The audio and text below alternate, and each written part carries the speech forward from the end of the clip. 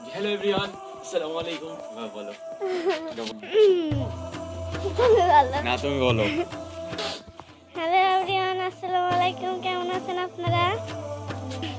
তারপরে যে আমরা এখন এসেছি, এই যে দেখতে পাচ্ছেন সব মাটির বাড়ি। বলো। আমরা এখন এসেছি, দেখতে পাচ্ছেন সব মাটির বাড়ি।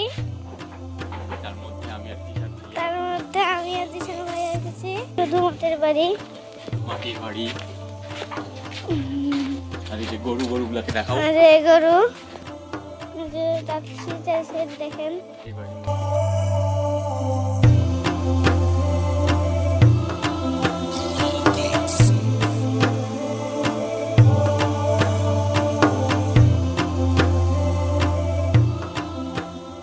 তো যে জায়গাতে আছি এই জায়গার নাম হচ্ছে টাঙ্গাপাড়া, আর এটা হচ্ছে মন্নুমালা থেকে একটু ভিতর দিকে।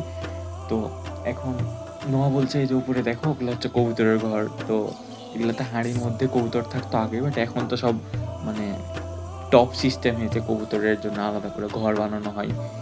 তো এখন বাসার দিকে আগাচ্ছি, তো ভিডিওটা দেখতে থাকেন, আশা করি ভালো লাগবে।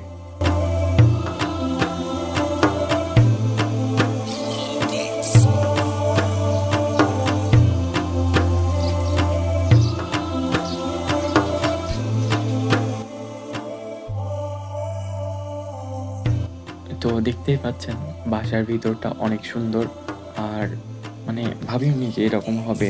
আর রুমের ভিতরটা কিছুই এরকম, মানে আমার কাছে ভালোই লেগেছে। অ্যান্ড আপনাদের কাছে কেমন লেগেছে তা তো জানি না। আর এখন আমি ওই যে আমার ভাতিজির সাথে নোহা, তার সাথে আমি এমনি টাইম পাস করার জন্য এমনি খেলছিলাম, বল দিয়ে দুইজনে ক্যাচ খেলছিলাম। তো সেভাবে ধরতে পারছিল না, ম্যাক্সিমাম বেশিরভাগ বাড়ি তার কাছ থেকে বল ছুটে যাচ্ছিল, বুঝতে পারবে না। তো মাটির বাড়িতে এর আগে কখনো আমার থাকা হয়নি, এই বাড়ি প্রথম থাকলাম। তো অনেক সুন্দর একটা এক্সপিরিয়েন্স হলো, আর ঘুরে ঘুরে দেখলাম সব জায়গাগুলোকে। আর কিছুক্ষণ পরে রওনা দিতে হবে বাসার উদ্দেশ্যে। আমি একদিন থাকলাম, অনেক ভালো লাগলো। বিকেল হয়ে গেছে, আসর নামাজ শেষে বাসার উদ্দেশ্যে রওনা দিলাম, আর সে বলছে আমি তোমার ব্যাগ নিয়ে যাব। তো আমি মূলত মুন্ডমানাতে নোহাদের বাসায় বেড়াতে এসেছিলাম। তো এখন বাসায় চলে যাব, সে যাবে না, কিন্তু আগে ভাগে গাড়ির উপর উঠে বসে গেছে, বলছে তোমায় বসতে দিব না। অনেক সুন্দর একটি দিন কাটালাম এই ডাঙ্গাপাড়া গ্রামে, অনেক সুন্দর সুন্দর মুহূর্ত রয়ে গেল। আবার কখনো আসা হবে কি হবে না জানি না।